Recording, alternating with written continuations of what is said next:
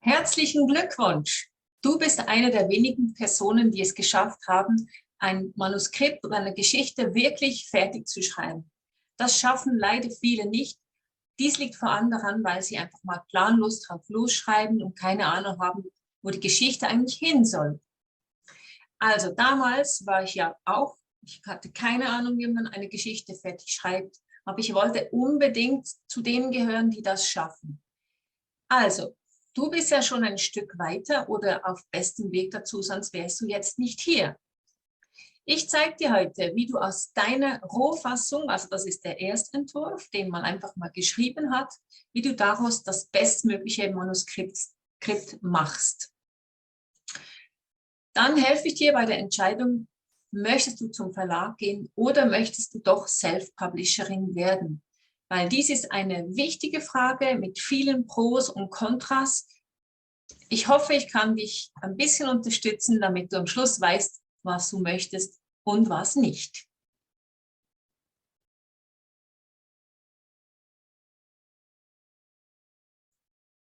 Wenn du jetzt also tatsächlich fertig bist mit deiner Geschichte, wie gesagt, das ist schon mal ein Riesenschritt.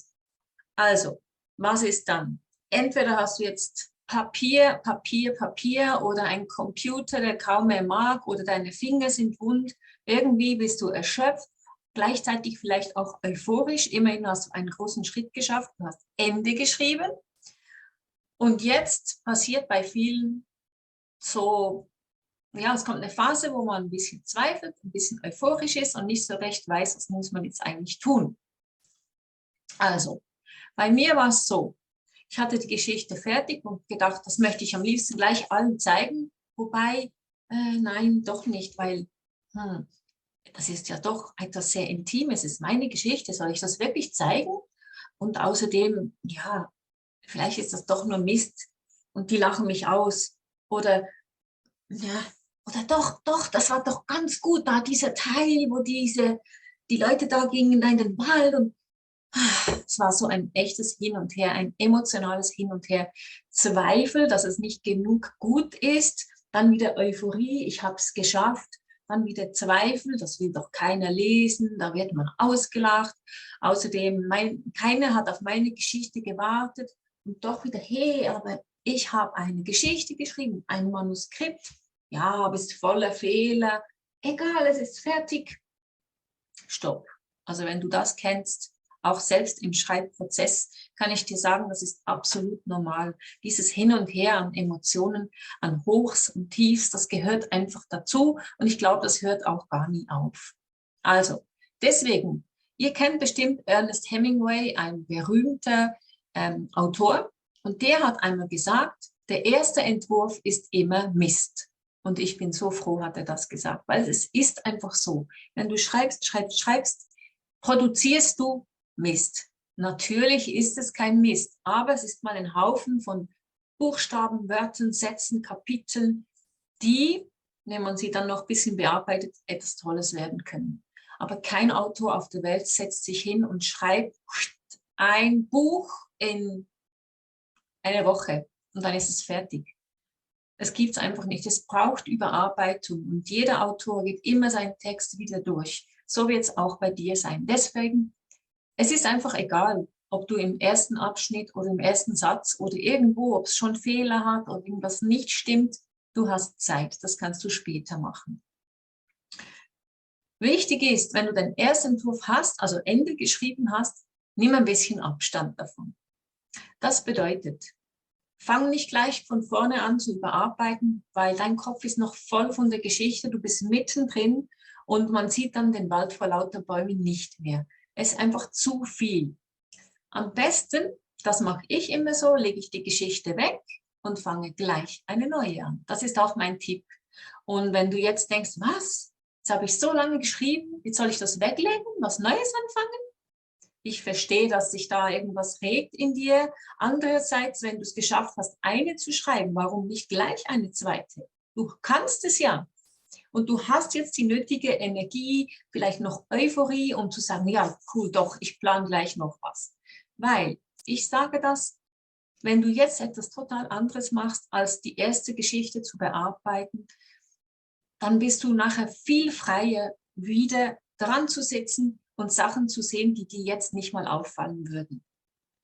Also das sind zum Beispiel Logikfehler oder Perspektivfehler oder überhaupt Teile, die langsam sind oder etwas, was fehlt.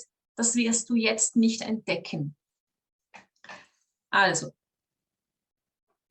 wenn du jetzt sagst, oh nein, das mag ich nicht, ich wollte einfach diese Geschichte und dabei bleibt es, dann nimm dir eine kleine Auszeit, wo du nicht schreibst und denk darüber nach. Du kannst auch zum Beispiel den Titel für deinen Roman raussuchen oder überlegen oder einfach mal über eine neue Geschichte nachdenken, noch nicht schreiben. Oder du liest dir Literatur durch zum Thema Bücher schreiben, da gibt es ja unendliche.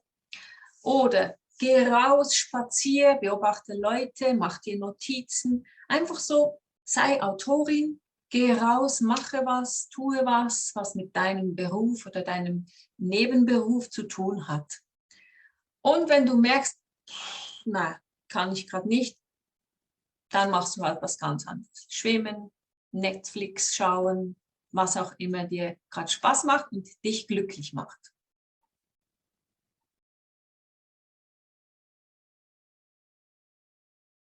Ja, dann geht es ans Überarbeiten. Das ist viel Arbeit, das kann ich dir gleich vorneweg sagen, aber es macht auch sehr viel Spaß. Also jetzt, wenn du dann soweit bist, vielleicht ein bisschen Abstand gewonnen hast von deinem Manuskript und du es wieder hervornimmst, dann kannst du mit ganz anderen Augen darauf schauen, wie wenn du jetzt gerade fertig geschrieben hättest. Also, aus diesem Haufen von Mist, was kein Mist ist, aber einfach, du kannst dir das so merken, machst du nachher dein bestmögliches Manuskript. Also, wenn du es jetzt hervornimmst, lies einfach mal durch. Funktioniert der Plot? Ist die Geschichte schlüssig? Ist sie spannend? Und zwar immer? Oder gibt es Passagen, wo du denkst, boah, da schlafen die Leser ein? Ich schlafe ja selber ein. Braucht es was dazu? Fehlt was? Muss irgendwas geändert werden, weil es sonst einfach irgendwie holpert? Und ganz wichtig, enden die Kapitel so, dass man unbedingt weiterlesen möchte. Dann vielleicht auch Genre, ist alles genregerecht oder hast du Vermischungen, wie ist mit der Erzählperspektive und so weiter. Also, worauf du jetzt nicht achten solltest, sind Wortwiederholungen, Grammatik, Rechtschreibfehler, Zeichensetzung. Das kannst du im Moment mal vernachlässigen, das kommt später. Jetzt geht es wirklich um den Inhalt der Geschichte. Was du machen kannst und was ich sehr empfehle, ich mache das auch oft so, ist dein Text, vielleicht schreibst du im Word oder in Papyrus, wo auch immer, wandel das mal um in eine E-Book-Datei, falls du einen E-Reader hast. Falls du keinen hast, ich kann es dir empfehlen, nur schon um diesen Überarbeitungsschritt zu machen, lädst du das Buch darauf, also deine eigene Geschichte, und liest sie wie ein Leser. Das heißt, du kannst nicht schnell ein Wort ändern oder den Satz, sondern du musst einfach nur lesen. Du kannst dir immer noch dabei Notizen machen, aber so, wenn du in die Leseperspektive gehst, wirst du am meisten Sachen entdecken. Vielleicht findest du aber auch, nein, dieser Text ist noch so überarbeitungswürdig, das geht noch nicht, dann lass es noch. Mach das vielleicht später, wenn du denkst, eigentlich ist es schon ziemlich gut jetzt. Also, wie gesagt, auch jetzt wirst du immer wieder zweifeln, dass du denkst, wow, das ist mega cool, oder hier, boah, so ein Schrott habe ich geschrieben, wer will denn das lesen?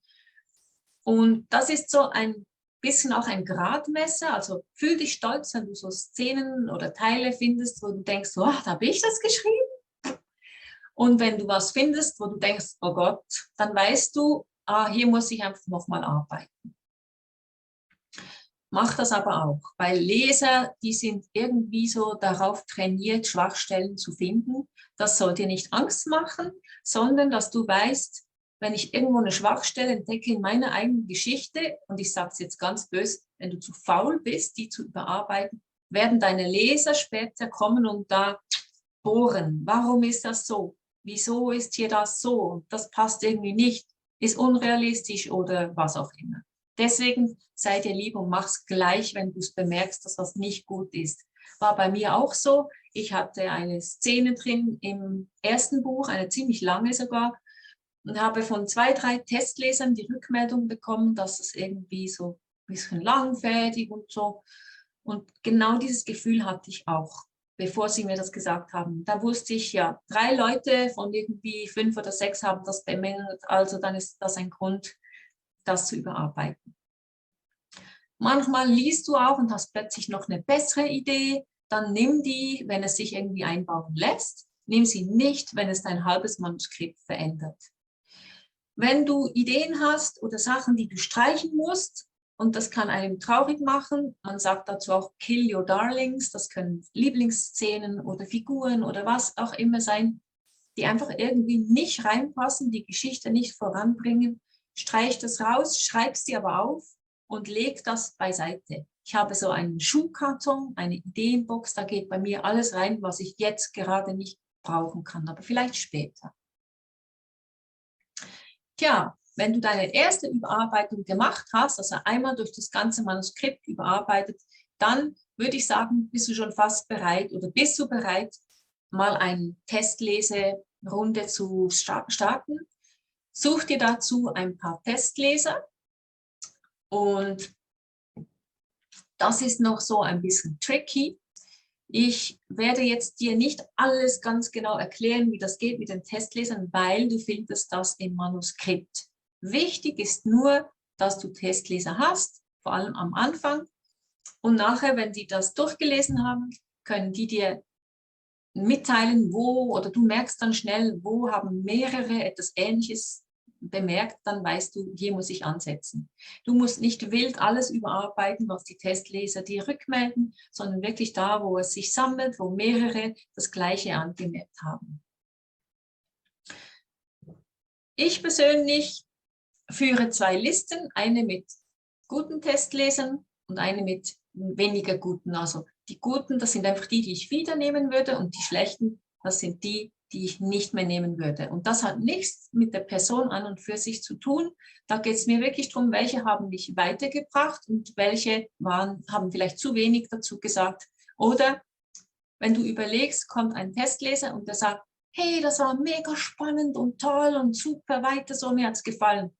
Dann ist das, nein, es ist kein guter Testleser, es ist ein schlechter Testleser, weil der bringt dich gar nicht weiter. Jemand, der dich einfach lobt und alles gut findet, da hast du keinen Anhaltspunkt, wo kann ich mich verbessern, wo kann ich noch was machen. Nimm die, die dich wohlwollend, konstruktiv kritisiert haben. Gut, natürlich ist es auch wichtig, dass du weißt, ich werde kritisiert, aber eben nicht ich, sondern die Geschichte. Das, was du geschrieben hast, wird kritisiert. Nicht du als Person, nicht du als Autorin. Das ist noch gut, dass man das wie abspalten kann, vor allem, wenn jetzt jemand Test liest, den du persönlich kennst. Ich empfehle ja immer, nimm Leute, die dich kennen und Leute, die dich nicht kennen. Im Skript kannst du auch noch nachlesen, wie du diese Testleser eben anweisen kannst, dass sie so Test lesen, wie du möchtest, und wie du das überreichen kannst, das Manuskript. Manche möchten das lieber ausgedruckt, manche lieber auf dem E-Reader, manche per E-Mail, das ist ganz unterschiedlich.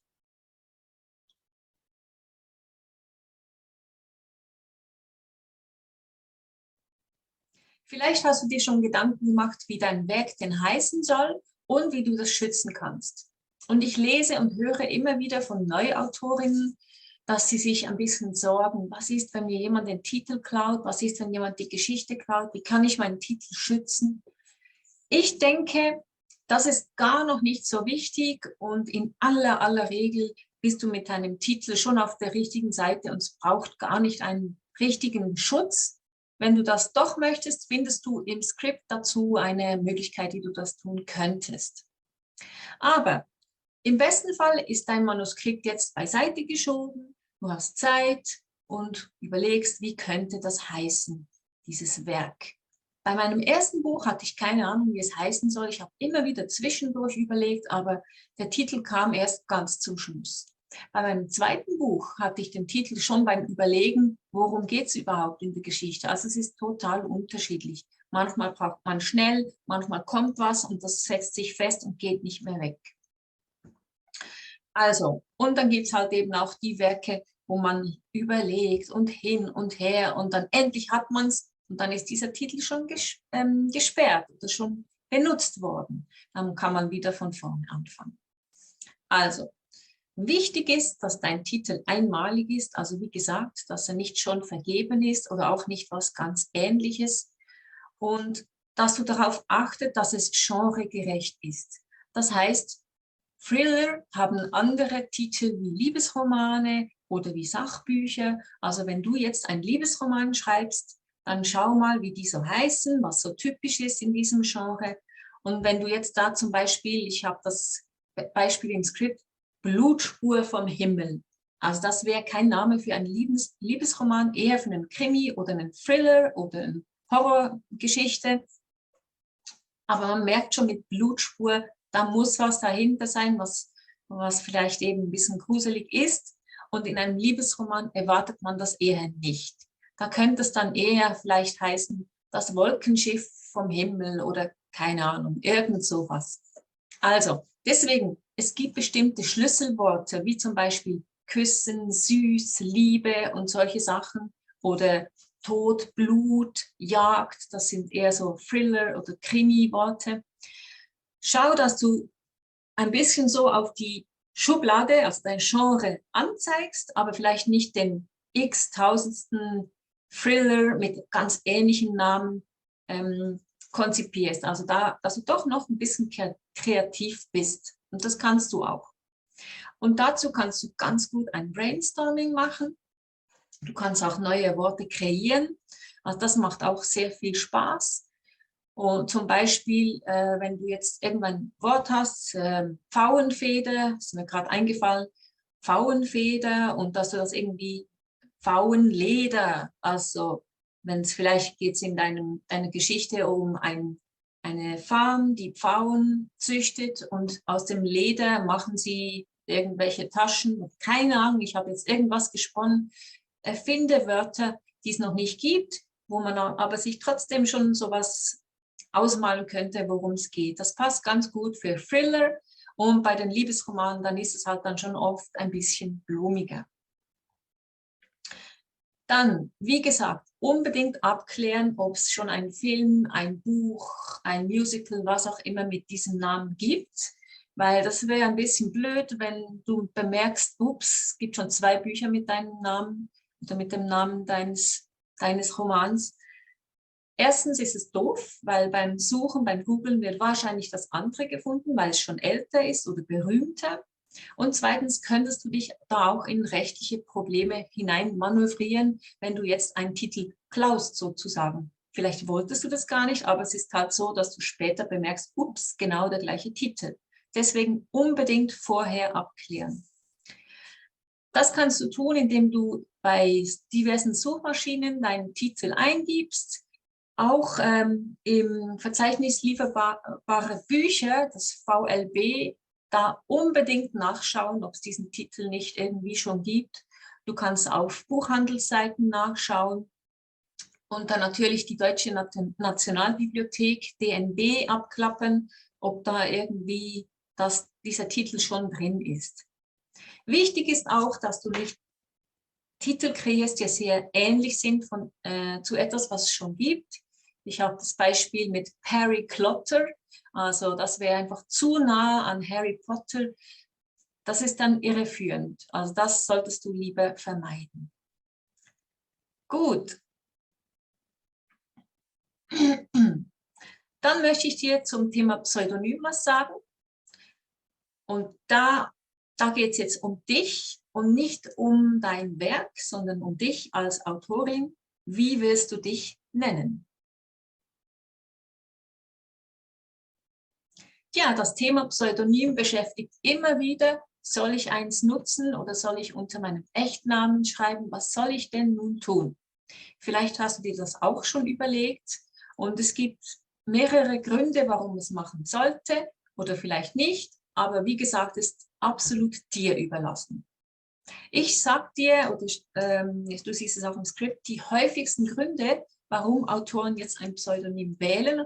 Und nämlich, weil der Echtname vielleicht ganz schwer auszusprechen ist weil er sehr exotisch klingt, zu exotisch, weil man ihn sich fast nicht merken kann, weil er sehr oft falsch geschrieben wird, weil er nicht ins Genre passt, weil er einfach nicht gefällt. Kann auch sein, dass mir mein eigener Name einfach nicht gefällt oder zumindest nicht als Autorin, weil es zu Verwechslungen führen könnte. Also wenn du jetzt Hans Muster heißt, dann ist es vielleicht idealer, wenn du dir ein Pseudonym zulegst, damit du unterscheidbarer wirst.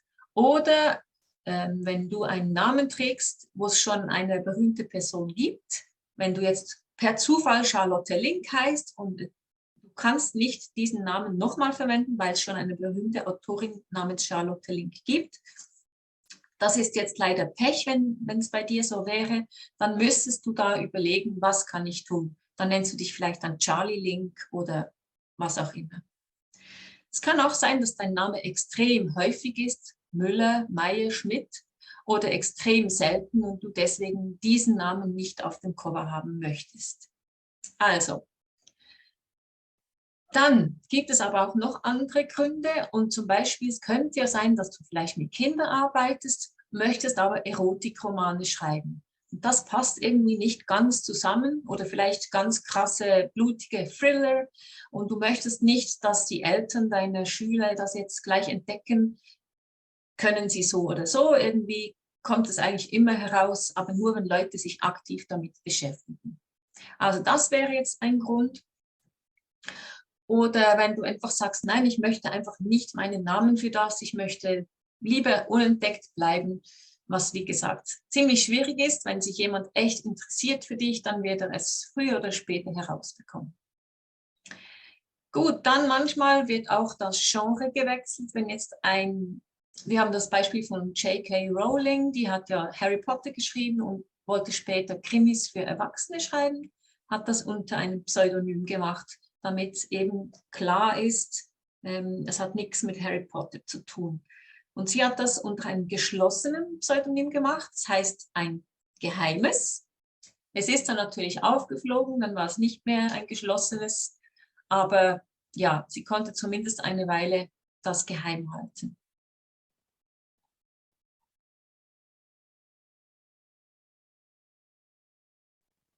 Egal, ob du dich für Self-Publishing oder für einen Verlag entscheidest, du wirst irgendwann mal Auskunft geben müssen, wie viele Normseiten dein Manuskript umfasst. Zum Beispiel, wenn du es an einen Lektoren schickst, dann fragt er, wie viele Normseiten. Und das ist wirklich ein bisschen normiert, aber nicht alles. Also, eine Normseite umfasst immer 30 Zeilen und 60 Zeichen, also 60 auf eine Zeile. Das kommt noch aus der Zeit der Schreibmaschine, dann war das so eine genormte Seite, die hatten immer gleich viele Zeilen, gleich viele Buchstaben oder Leerzeichen, also ein Leerzeichen ist auch ein Zeichen oder ein Buchstabe. Also das ist so der Grundding, wo man sagen kann, dass so ist es definiert, die Normseite. Und dann ja, wird es leider eben schwammig, weil die Seitenränder, die sind nicht überall gleich angegeben. Im Skript findest du genau, wie viel du machen könntest bei den Seiten. Aber das ist wirklich ganz unterschiedlich, wie die Seitenränder definiert sind. Dann die Schrift. Es sollte immer eine Schrift sein, die gut lesbar ist. Und wie gesagt, es geht noch nicht um das Ende des Buches, also wie es am Ende aussieht, sondern nur um es an eine Fachperson zuzusenden. Das kann ein Lektor sein, ein Verlag, ein Korrektor, was auch immer.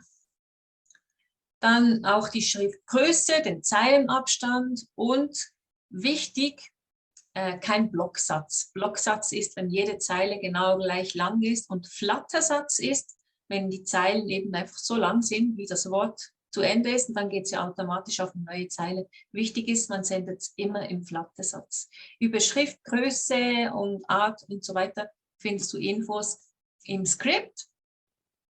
Du kannst hier zum Beispiel so Vorlagen runterladen zur Normseite, das geht überall zu holen. Und du kannst auch im Papyrus dein Manuskript umwandeln lassen auf Normseiten. Ja, das hilft dir, damit dein Lektor dir eine Rechnung stellen kann und sagen, 397 Normseiten kostet so und so viel. Wenn er vielleicht gesehen hat, wie du arbeitest, wenn du ein Probelektorat hattest zum Beispiel.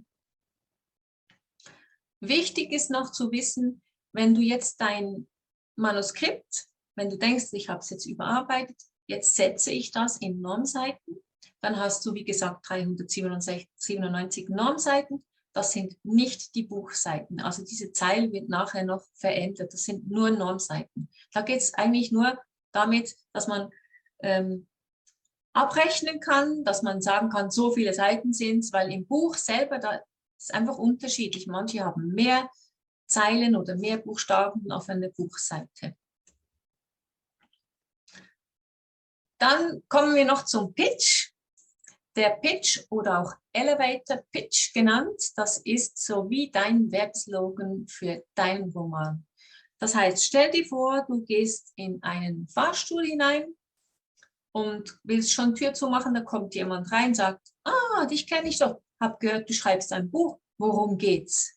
Und jetzt, sobald dieser Fahrstuhl hochfährt, bis du aussteigst, so lange hast du Zeit, um dieser Person jetzt dein Buch schmackhaft zu machen.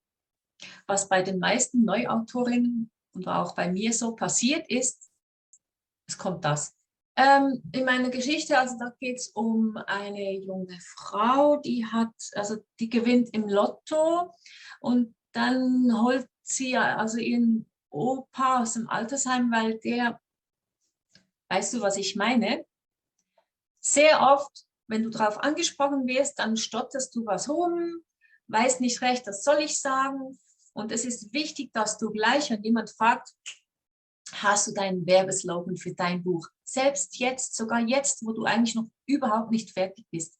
Es wirkt professionell, wenn du einfach so in einem Rutsch was raushauen kannst und der andere denkt, darum geht's. Weil mir ist aufgefallen, das hat mich total genervt am Anfang, wenn mich jemand gefragt hat, da war das Buch schon draußen, wohlverstanden. Ich hatte das leider nicht schon vorher gemacht, weil ich habe es überhaupt niemandem erzählt. Aber selbst als ich das Buch dann hatte ich keinen Pitch und ich habe dann immer so wie jetzt rumgestottert und wusste nicht, was sagen. Und das hat bei mir so ein blödes Gefühl hinterlassen. Ich habe mich dann schon wieder nicht mehr als richtig Autorin gefühlt. Ich kann nicht mal sagen, was in meinem Buch passiert. Und irgendwie hatte ich das Gefühl, es hinterlässt auch bei der Person, die nachfragt, so ein bisschen ein blödes Gefühl. Wow, die soll Autorin sein, aber die weiß nicht mal, worum es geht in ihrem Buch. Du verstehst, was ich meine. Deswegen, mach dir einen Pitch zu deinem Manuskript. Dazu gibt es tolle Anleitungen. Es gibt Bücher dazu oder du wirst halt Werbetexte und mach's gleich selber ein. Im Skript findest du auch den Pitch zu meinem eigenen Buch, das zweite Buch, das Honighurenhaus. Und ja, da kannst du dir so eine ganz kleine Vorstellung machen, wie das geht.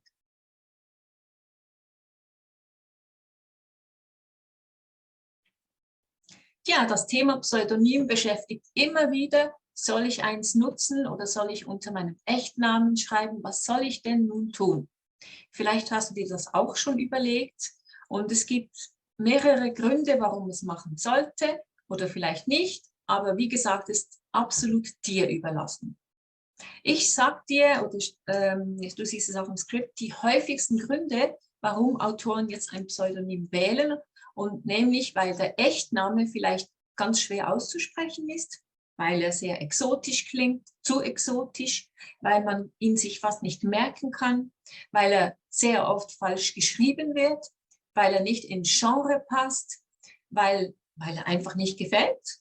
Kann auch sein, dass mir mein eigener Name einfach nicht gefällt oder zumindest nicht als Autorin, weil es zu Verwechslungen führen könnte. Also wenn du jetzt Hans Muster heißt, dann ist es vielleicht idealer, wenn du dir ein Pseudonym zulegst, damit du unterscheidbarer wirst. Oder wenn du einen Namen trägst, wo es schon eine berühmte Person gibt, wenn du jetzt per Zufall Charlotte Link heißt und du kannst nicht diesen Namen nochmal verwenden, weil es schon eine berühmte Autorin namens Charlotte Link gibt, Das ist jetzt leider Pech, wenn es bei dir so wäre. Dann müsstest du da überlegen, was kann ich tun. Dann nennst du dich vielleicht dann Charlie Link oder was auch immer. Es kann auch sein, dass dein Name extrem häufig ist, Müller, Meyer, Schmidt, oder extrem selten und du deswegen diesen Namen nicht auf dem Cover haben möchtest. Also,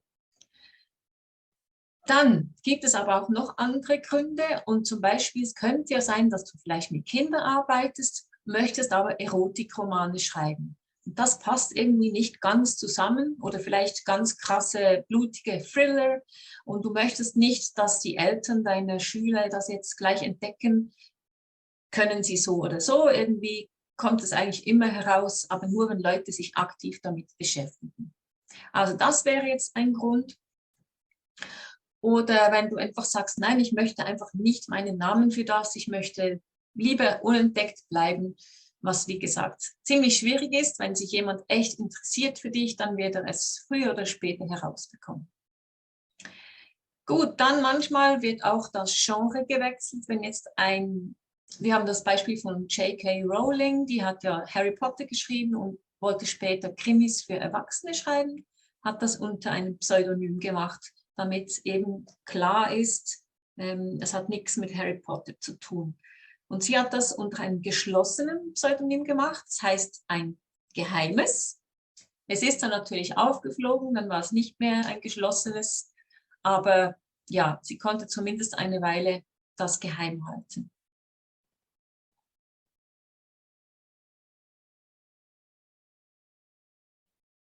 Ja, all die Überarbeitungsschritte, und das sind einige, die werde ich nicht alle hier im Video erklären, die findest du alle im Skript. Du findest auch Tipps zu den Testlesern zum Finden und zur zweiten Testleserunde.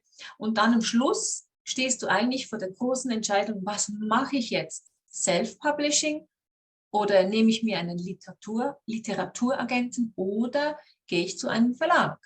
Und auch findest du im Skript da eine Übersicht über Vor- und Nachteile von den jeweiligen Möglichkeiten.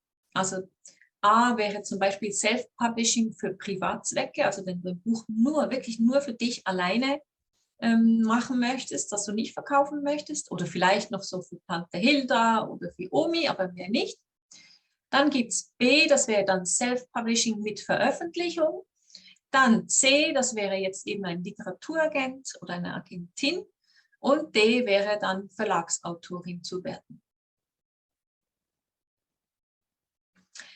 Ich hoffe, du hattest Spaß mit diesem Video und es hat dir ein bisschen weitergeholfen.